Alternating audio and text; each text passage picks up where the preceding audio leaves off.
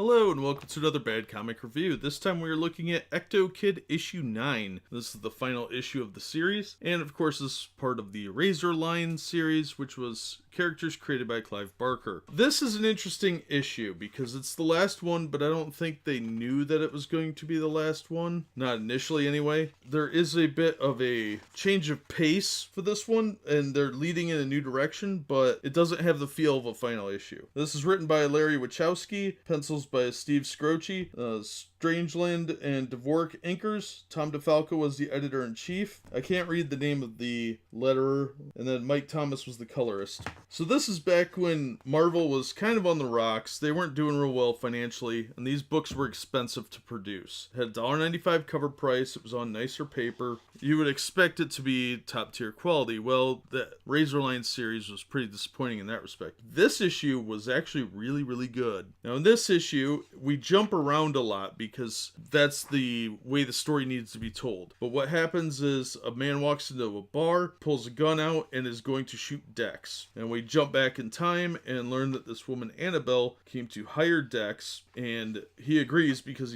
I think he needs the money more than anything. Well, then Dex is confronted by this gunman. His name is Mark, and Dex beats the crap out of him with, after he gets sucker punched, by the way, with an ecto sling and knocks the guy out. And the fight scene is actually pretty good. It goes for a few pages, and Dex has to he's still kind of a jerk at this point. Now, then we cut forward to the gun being fired at the bar. Then we go back 6 hours, and we get really the main crux of the story. This Annabelle woman is hiring him because she is still having these dreams that her late husband Patrick is with her. So Dex has to switch his eye patch over and see into the ectosphere where this guy is. And he apparently had killed himself, and he can't get rid of the bullet wound because she keeps reliving it. And she's got the bullet under her pillow, which is super creepy. Then we see that Dex is able to kind of console her and say, look, you need to move on so he can move on. So she gets rid of the bullet. So they go down to get a drink at the bar, and that's when Mark comes in, takes a shot at Dex, but Annabelle gets in the way, takes the bullet for him, sacrifices herself to save Dex, and Dex has been a self-centered jerk this whole time, and Mark doesn't know what he's done. He runs over to Annabelle, and Dex decides that he needs to make the most of his second chance. He sees her spirit going away, and he realizes that he has the chance and the power to be more than he is, and to live for more than just himself, and he wants to make the most of his second chance. And that actually is a lot of character development in one issue. It's a solid issue, it's a decent standalone story, and it really